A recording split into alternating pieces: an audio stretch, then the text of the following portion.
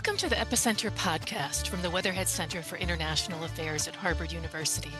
I'm your host, Jessica Barnard. Today we're departing from our usual discussions about complex global issues to talk about film, Yugoslavian film to be exact. Next month, the Weatherhead Center is co-sponsoring with the Harvard Film Archive a unique series of long and short films from Yugoslavia. It's titled The Yugoslav Junction, Film and Internationalism in the SFRY from 1957 to 1988. The series runs from November 9th to December 9th. For this episode, we asked the curator of the series to pick out 3 films for our guests to discuss, to give us a taste of the variety of filmmaking during the 60s, 70s, and 80s in what was then the Socialist Federal Republic of Yugoslavia. It's okay if you're not familiar with Yugoslavian film because we'll get you up to speed on the industry and the political and social landscape with help from our guests.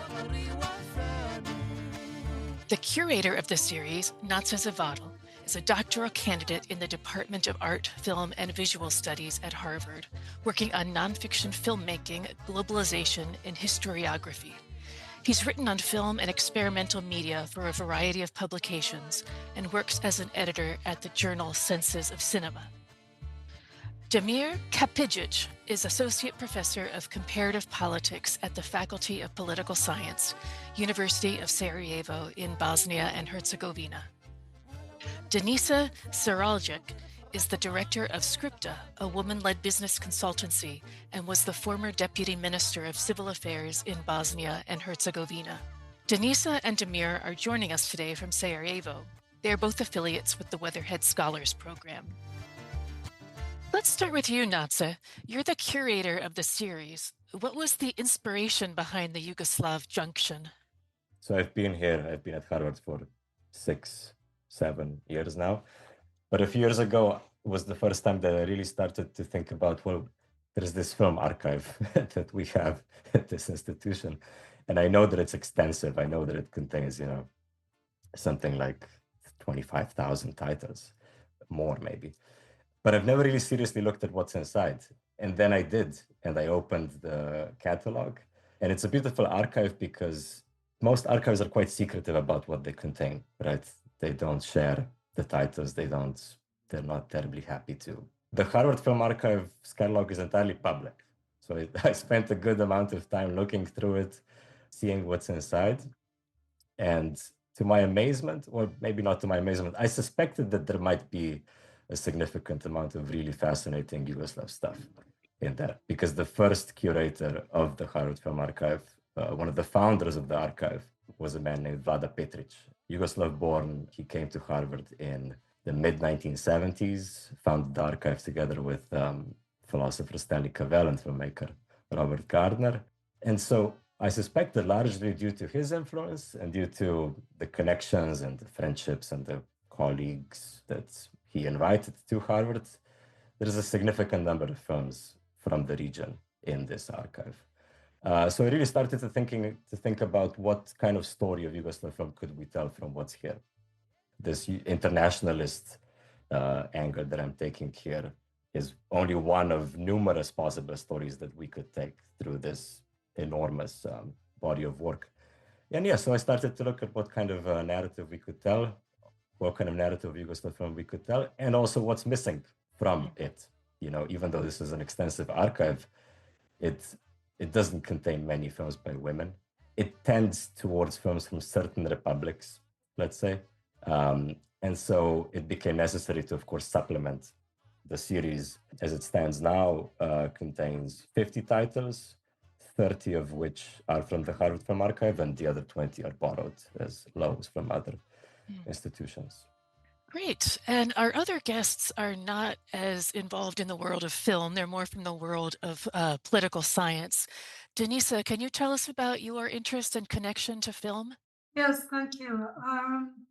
Film has a function, and Yugoslav film had a function. It had ideological function, and it had political function as well.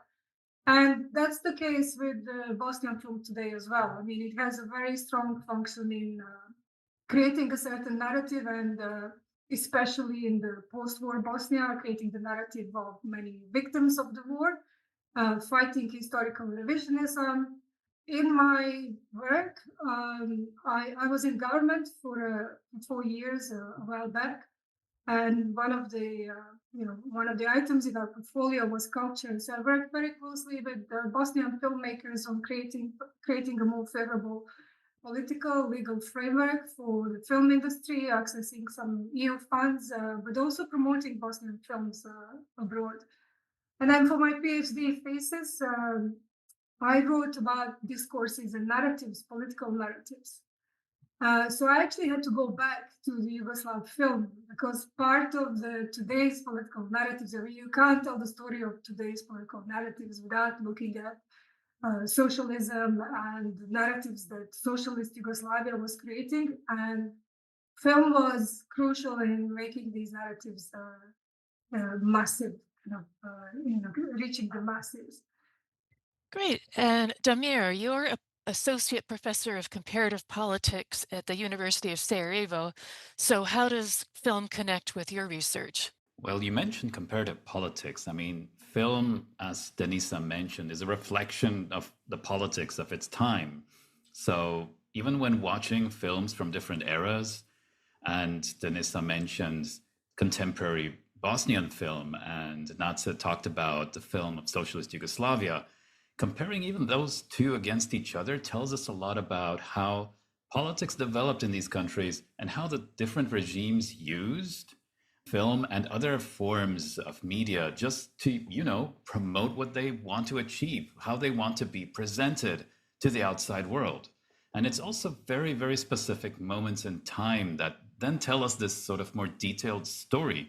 So, for example, when it comes to Yugoslav film, I always like to emphasize that this sort of explosion that we then see also in this retrospective, it comes after the split between Stalin, who we all know, of the Soviet Union, and Tito, the longtime ruler/dictator of Yugoslavia.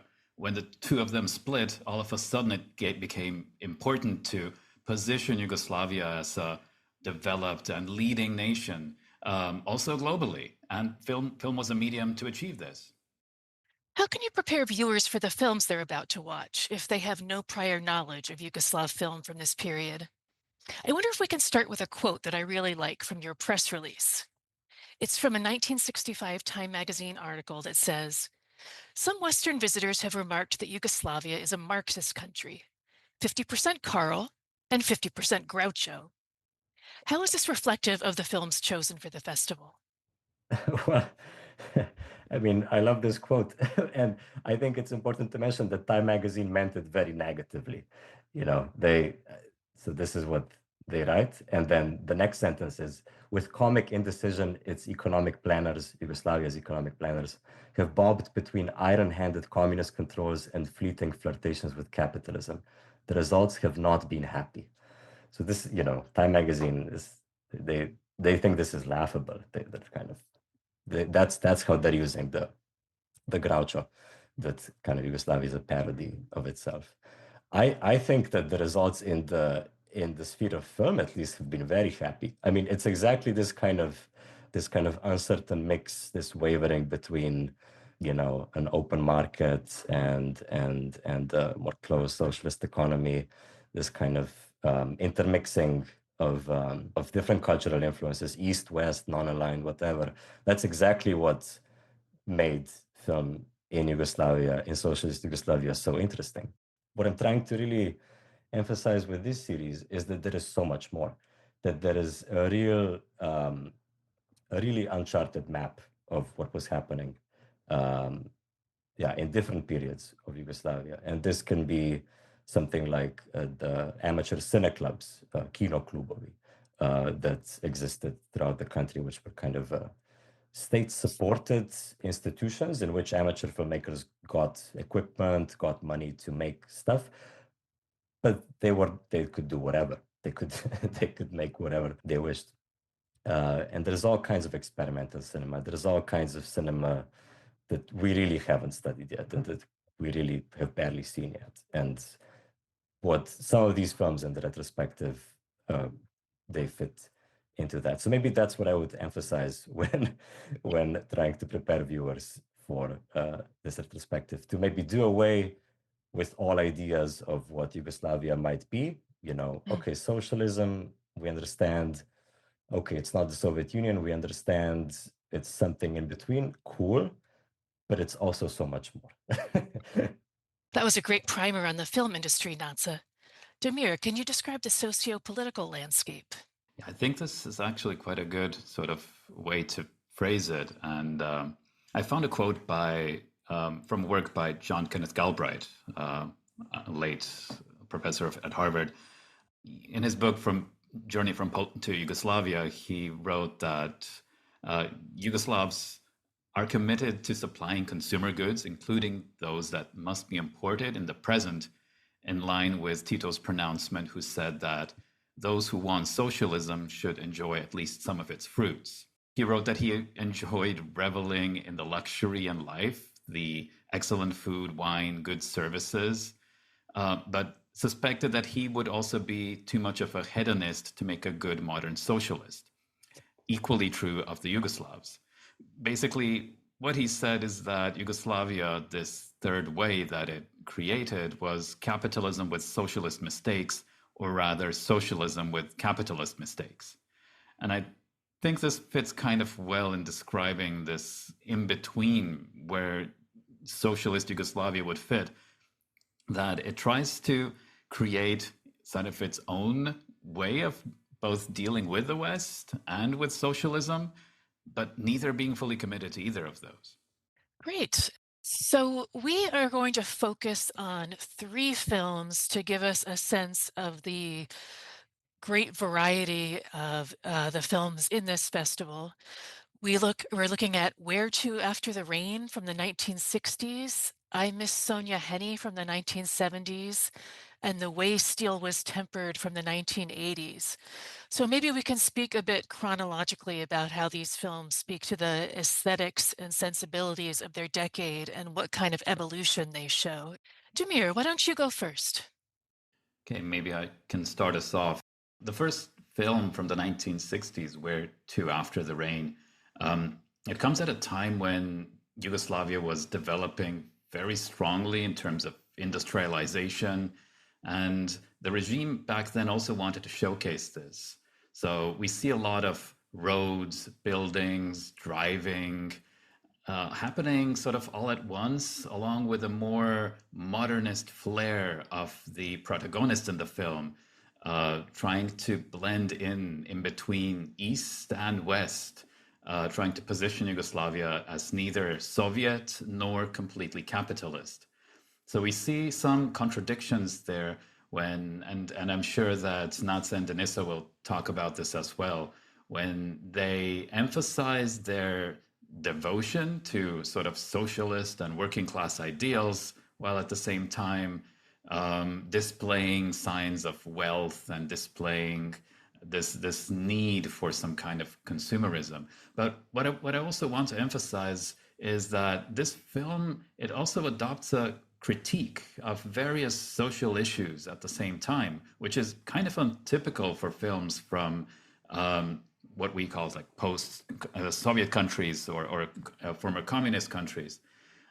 It is told from the perspective of minority. It is told from the perspective of a governing class. The main protagonists are actually the socialist elite. And the film highlights in such an exquisite way their alienation from the rest of society. So this sort of draws back to Milovan Djila's sort of work on a new elite, on a communist elite that is removed from the rest of the population. And for such a film to be produced and also shown in a one-party state is something that in itself could almost be seen as an achievement. So, I mean, this emphasis of class wealth, somewhere where egalitarianism should be the norm, and also, for example, cars as a status symbol. They're driving around in Mercedes, which are produced in Germany, not in Yugoslav cars, not in Soviet cars, but the best of the best, so to say. And this contrasts with the regular population, which drive in more or less run-down Yugoslav or Soviet vehicles. All of these small little symbolisms, they perform like a narrative critique of the system as such, but from within. Denisa? going back to what I said before, the kind of social dimensions of this, it's the film is structured around several dichotomies. So there is a dichotomy between characters, but then within characters as well. So we had an older generation, which has become quite typical of this, what was at the time becoming kind of a bureaucratic apparatus, like a bureaucratic elite, basically, which characterized the mid and late socialism in former Yugoslavia. The parents who are representing in this film the elite, the older generation, they are very conformist. They are, the way that they are, the clothes that they are wearing, they go glamping, but they remain in their like fur coat and very, tailored suits. While the younger generation, the daughter and her boyfriend, visually they're very conformist. He's just graduated. He's got a new job. They're looking to get a brand new apartment. She's dressed very elegantly. She wears a golden bracelet, kind of a symbol of being part of this socialist elite. But at the same time, each one of them, in their own ways, is trying to break away from these norms. So the daughter is looking at a plane which flies above them the whole time as a kind of a symbol of freedom. And the only time she smiles in the movie is when she looks at this plane. So clearly, sort of seeking to kind of go away, to break away from whatever is kind of there for her. And parents show their expectation of marriage between them, soon to be, and she knows this. So she's constantly looking at this plane as a way of trying to avoid her destiny in a way. And then the boyfriend is the one that most explicitly is challenging the socialist norms. He's talking about going to Paris, running away from the country. He is openly judging her parents for being elitist, for being he calls them snobs. So he is really verbalizing all the discontent which people must have started to feel in the 60s with these elites, which were clearly benefiting from the system. She doesn't say, the daughter doesn't say a lot about that. And she even questions his choices. She's really kind of trying to warn him that this that he's breaking away, that this is dangerous, that she's in a way trying to be the voice of reason, saying, even if you go to the West, it's not ideal, so don't idealize all these things. And then through that, eventually they kind of realize that they're not even meant to be for each other. I mean, they realize the differences between themselves because each of them carries this conflict within them. But then it's very symbolic in the end. The plane that's flying above them crashes and kind of crashes her dreams. And this is when she was at the tipping point from telling her parents that she doesn't want to marry. Just as her boyfriend questions his own values and realizes that he has to be realistic and he has to get married, accept the job, accept the situation. And then the plane crashes and she kind of accepts the marriage and sets a date. What's really characteristic of this film, of it being a new film, is that it's trying to break away from this optimistic, patriotic dogma, which was characteristic of the state-sponsored film in the 50s. So that's what kind of characterizes it as more pessimism. And then it's also more humane, because in the 50s, there's a lot of focus, about 50s, 60s, and 70s, but I mean, before the new film, there's a lot of focus on the collective values, the collective, the ideology of thinking. And in this film, it's more humane. It's more about individual wishes and, individual values, thoughts, young people using their own brain. And final word, it kind of shows a generation stuck between the socialist egalitarianism, but then this also very elitist view of socialism, which was beginning to develop in the 60s and then even more so in the 70s. Thanks, Denisa. That's a helpful recap of the plot. The next movie that we want to spotlight is really completely different from 1972, I Miss Sonia Henie. It's a 15-minute short film. Nace, maybe you can tell us about some of the people making it and how it was set up. And maybe I'll just say that Sonia Henie was a Norwegian figure skater, Olympic medalist, and popular film star of the 1930s. I wouldn't say directed, I would say orchestrated by the Slovenian Macedonian cineast Karpo Godina, who at the 1972 film festival in Belgrade, where many domestic and foreign filmmakers were in attendance, he organized every evening after the official events, after the screenings of the festival, he organized this group of 7, 8 filmmakers to come to an apartment not too far from the festival center. And each of the filmmakers would be given a very simple set of rules. You know, this is the room you have to film in. You have one, you can't move the camera. You have one camera position. You can't zoom in, you can't tilt, you can't pan. And you only get one roll of film, so a few minutes. So all of these famous international directors like Milos Forman, Buck Henry, Tinto Brass, Paul Morrissey, Frederick Wiseman, and then domestic local directors Bogdan Tirnanic, Borisa Georgievich, Dusan Makavejev, they all made a very short film according to Godina's instructions. And the only limit that they all had to obey, on top of the formal limits, is that each of these very short films had to contain the words "I miss Sonia Henie," not necessarily in English. And the film is both in English, it's in French, it's in Serbo-Croatian, it's an eclectic, chaotic mix. And this quote itself comes from a line from the Snoopy cartoons, and Sonia Henie is a Norwegian ice skater. So it's an absurdist. It's absurd in its setup, and it's absurdist in the way that it turned out. I mean, these individual segments really don't make any sense together, and that's the whole point. That's the whole beauty, I think. Some of these filmmakers years later were asked, you know, do you remember making this film, this classic, because it is a classic? And I think Frederick Wiseman had no recollection that he ever even did this. So I think that also speaks to the environment in which it was made. You know, late nights after festival screenings, maybe they've had something to drink, whatever. This is a film that really embodies a kind of loose, experimental, and thoroughly international spirit that was permeating a certain strand of Yugoslav cinema at the time.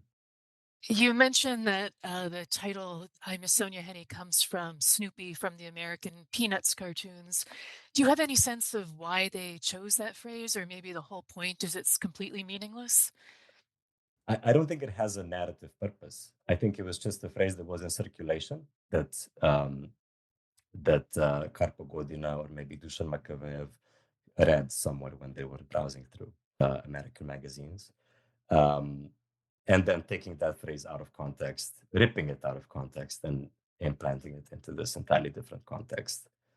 I think that's as much as we should read into the significance of I Miss Sonia Henie.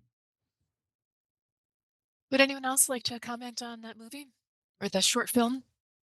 Yeah, yes, as Nace said, it's I think the reason why it's kind of become a classic is because it's so typical of this breaking of the form, and the whole kind of mission of the new film was to be rebellious, to fight against these norms, and in this particular film, they do so through the form itself, through this chaotic, experimental, controversial form, if you want.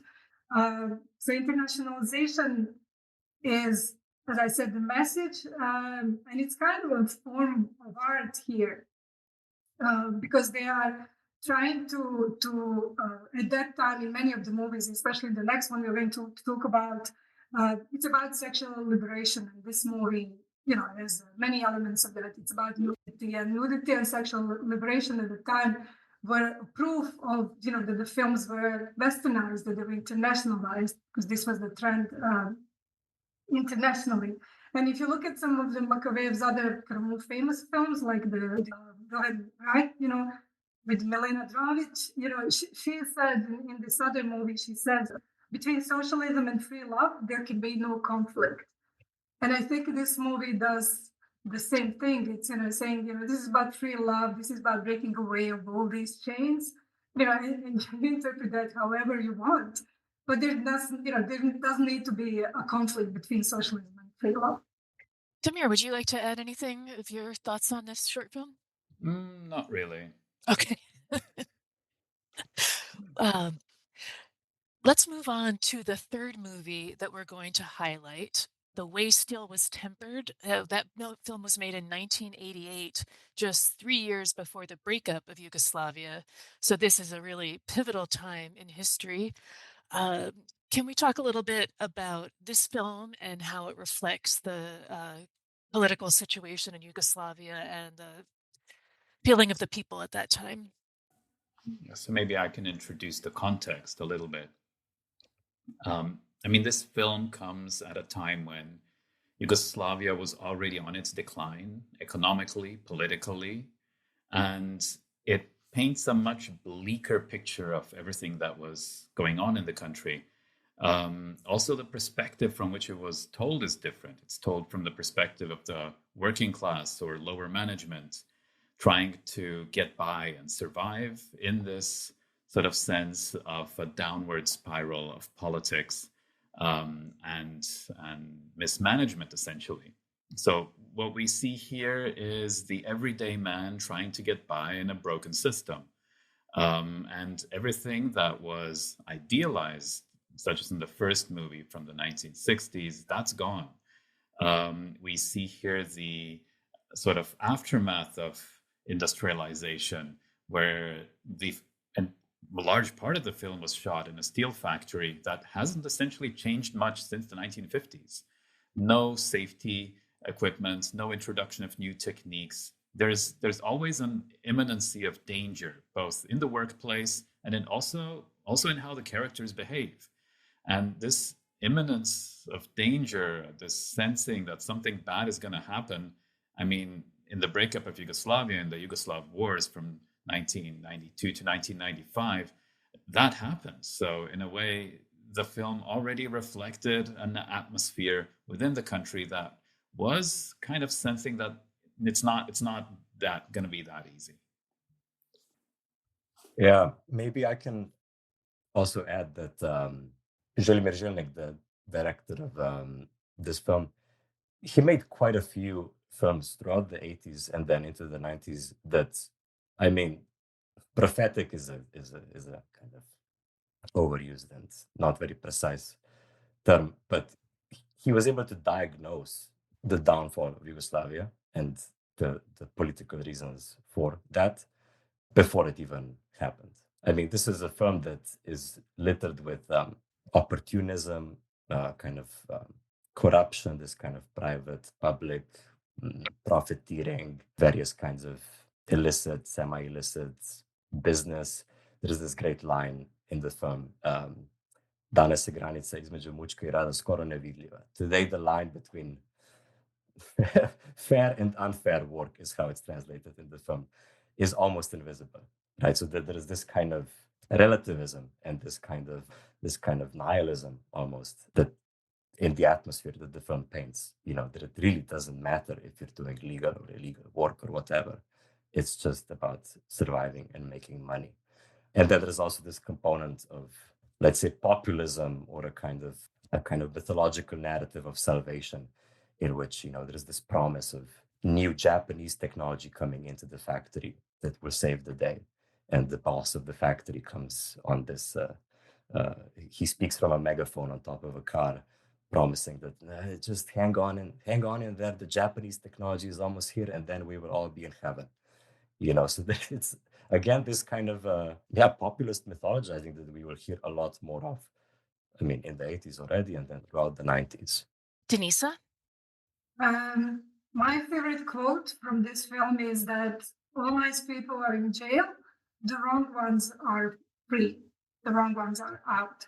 And that really sums up the portrayal of the elite at the time, which is portrayed, as Nace said, as corrupt.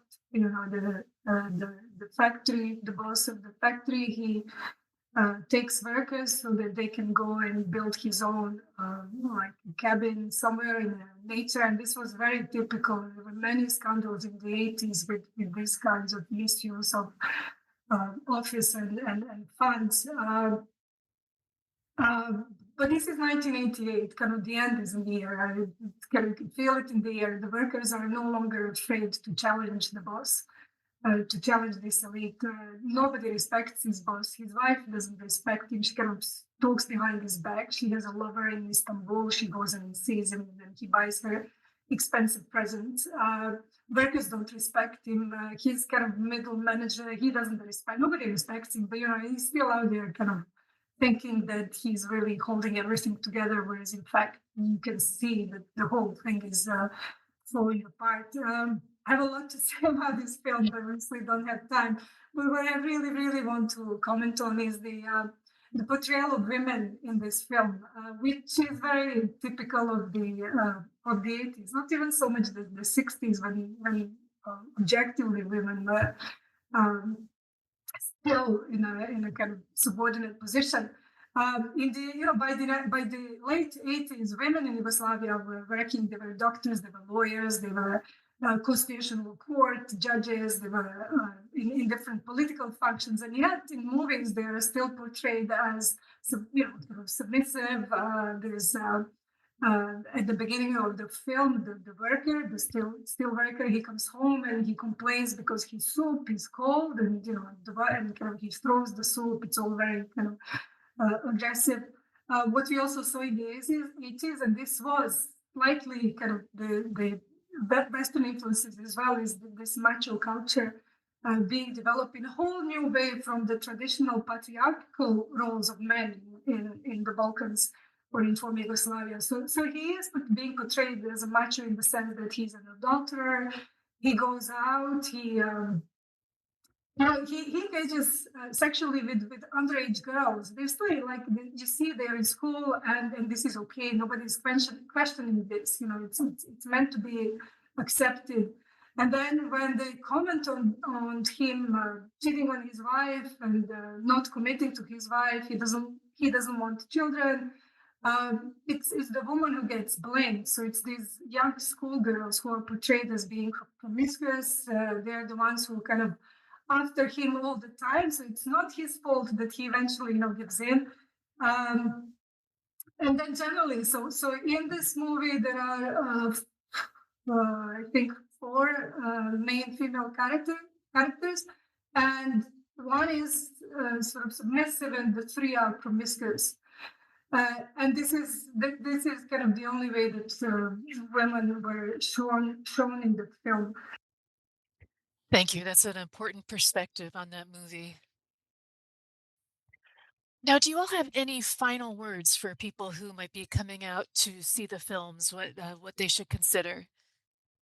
There's 2 things that you would consider watching these movies. If you just manage to catch one of them, maybe ask yourself how much of what you see is familiar versus how much is foreign in terms of goods, norms, values, because this would sort of allow you to see where Yugoslavia belonged in the middle between sort of socialism versus capitalism. If you do watch a lot of them or several of them, then pay attention to how they progress sort of over the decades, especially from a sort of international perspective, from this idealized progressive internationalism in the early movies in the 60s towards a more institutionalized, hypocritical view of both domestic but then also international politics in the later films towards the late 1980s. And this also can be sort of reflective of global politics throughout this period, both economically and also politically. So there's always a way to tie this movie making into something that was happening globally back then at that time. Denisa? What's important about, in terms of why we should look. So our films that have a function of agency, they give voice to many different people, individuals, groups, if you want, minorities, etc. And the Yugoslav film did give voice to many of those. So it's important that we look at that now, because even, I grew up in socialist Yugoslavia. I was a teenager when the Yugoslavia started to fall apart. I was taught Marxism in school, so I think I'm the last generation. So even for me, who has some memory of even the good things about Yugoslavia, it's good to see these movies and to go back in history and to understand everything else, which, as Nace said, is not so visible. So thank you for picking those films. Nace. Some of these films have been shown widely. They're familiar to audiences in Yugoslavia and elsewhere. Others are really, really esoteric and really rare to watch. So if I were to promote specific events within the retrospective, I would say on November 22nd, which is a Friday, the two films that we called analytic cinema. One is by Dusan Makavejev, the other is by Vlada Petric. I really don't think those films have been shown in the last 20 years anywhere. I mean, maybe somebody can correct me if I'm wrong, but I won't go into terrible detail about them because they're really fascinating films. A lot of these films are difficult to see, and really the copies that the Harvard Film Archive holds are kind of amazing, precisely because they haven't been shown. The animation, the Zagreb School of Animation, those are all copies from the Harvard Film Archive. And it looks amazing because it hasn't been spooled through a projector in a very long time. We have a very eclectic selection, and we have short films preceding the feature films. So it's a one of a kind opportunity to get to see things that, you just can't get access to. I mean, this is really rare stuff. Well, thank you all so much. It sounds like it's going to be a really fascinating and fun film festival. And we appreciate all your different perspectives on these films and how they reflect Yugoslavia as an international film mecca. Once again, the Yugoslav Junction film series runs from November 9th to December 9th at the Harvard Film Archive. And you'll find a link to the films and special events around the series on the Epicenter podcast webpage. Thanks for listening. I'm Jessica Barnard, signing off from the Weatherhead Center for International Affairs at Harvard University. You can support these insightful conversations by following the Epicenter podcast on your favorite listening platform.